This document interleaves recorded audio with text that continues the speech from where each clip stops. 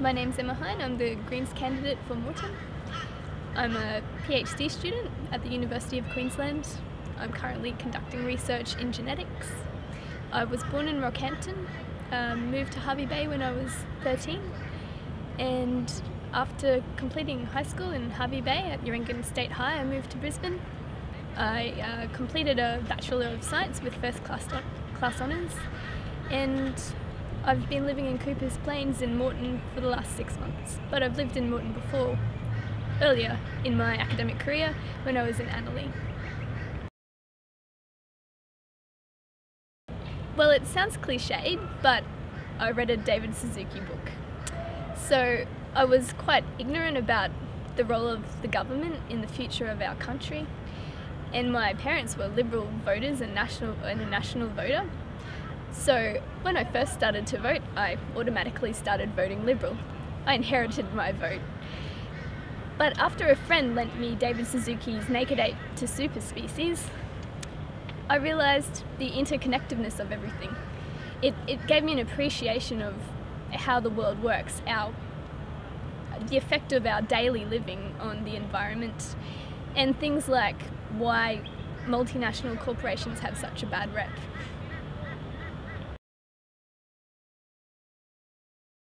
In Moreton, we have terrible transport problems. Gary Hardgrave ran a successful campaign in 2004 on transport. He's managed to reduce the traffic somewhat in terms of trucks, but the Greens are committed to investing in rail infrastructure. By investing in rail infrastructure, we can promote rail freight as the primary mode of transport and distribution, thereby taking trucks off the roads. Taking trucks off the roads will decrease the cost of road maintenance, and it will improve air quality, reduce congestion, and importantly, it can save lives. The other thing with transport is public transport, of course. And in Moreton we have new developments coming up all the time. We have lots of cars on the road. We do have some good rail and bus in our electorate, but it's not a universal thing for the electorate. The Greens want more investment in public transport infrastructure so that public transport is a convenient option for all people in the electorate.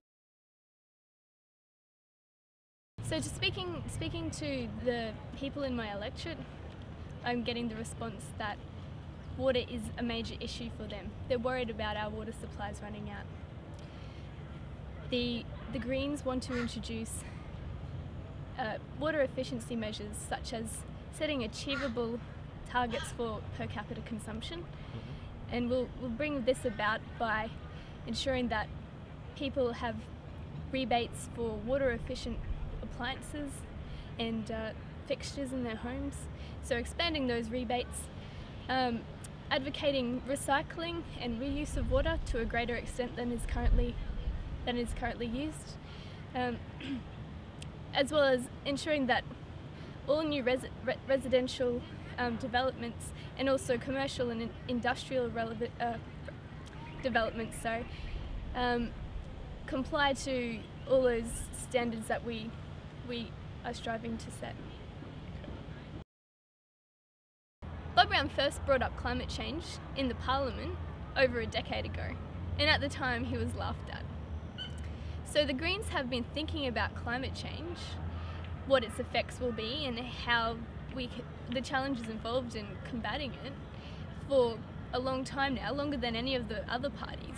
And so the policies that we have reflect this. They're by far the most solid.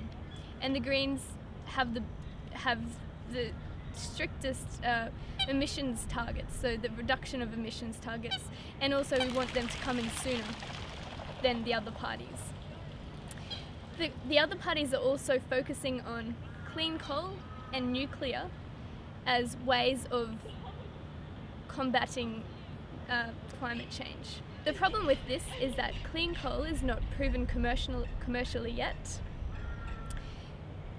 So we want capital and intellectual investment into the development of renewable technologies. Nuclear Nuclear is an issue for all of Australia. The Coalition want to make Queensland a nuclear state. The Greens want to see Queensland remain the sunshine state. We want to utilise the sun, our God-given resource, the sun, as a renewable energy to meet our energy requirements in a combination with wind energy, thermal and tidal, geothermal and tidal. The Labor government are running a scare campaign on the Coalition's plans for nuclear power reactors in Queensland. However, they're still keen on uranium mining in Queensland. The Greens are opposed to all forms of uranium mining. The Greens have been campaigning on the environment and climate change for a long time now. People trust the Greens on the environment. People are scared about the availability of water and the sustainability of our everyday living so that their children and their children's children have a future. This election is an excellent opportunity for the Greens, but people need to realise that putting the Greens second doesn't show their support. They need to put us first. There are two decisions that will be made at this election. The first is who will be the Prime Minister, and the second is who will have the balance of power in the Senate. Now, the Senate is a house of review. We need that to hold our government and the Prime Minister's party accountable. We need to have Greens in Parliament. We don't want to have the Senate as a rubber stamp again. Our economy and our basic services, the availability of those basic services, depends on having enough skilled workers. Now, universities have been missing out on fundings under John Howard's government.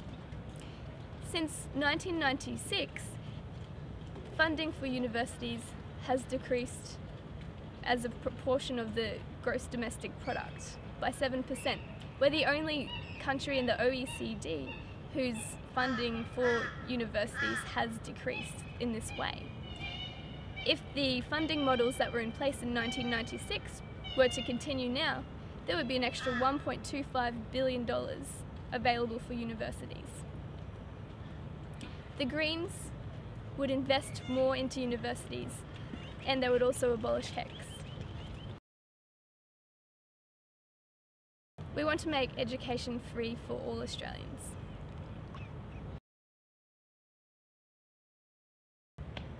The Greens believe that health should be equally available for all Australians. We want to redirect the $3 billion that is spent on the private insurance rebate scheme into public health funding. In Moreton, we have the QE2 hospital, which is a private hospital. Our closest public hospital is the PA just over the border. The PA is often shut down. Its emergency department has to close down because it can't cope. All hospitals, on average, have the number of beds available in hospitals have decreased on average, and the Greens want to address this by increasing funding to hospitals. Also by increasing the number of nursing homes available for elderly people who unfortunately are taking up beds in our hospital at the moment. I'd like to say to the voters of Moreton that if you're considering voting for the Greens or putting them second, please put us first, because without your vote in the number one spot, we won't be elected. And Australia needs the Greens in Parliament to ensure that the government is held accountable and to pave the way for a sustainable future in order for our children and our children's children to have a good and prosperous future.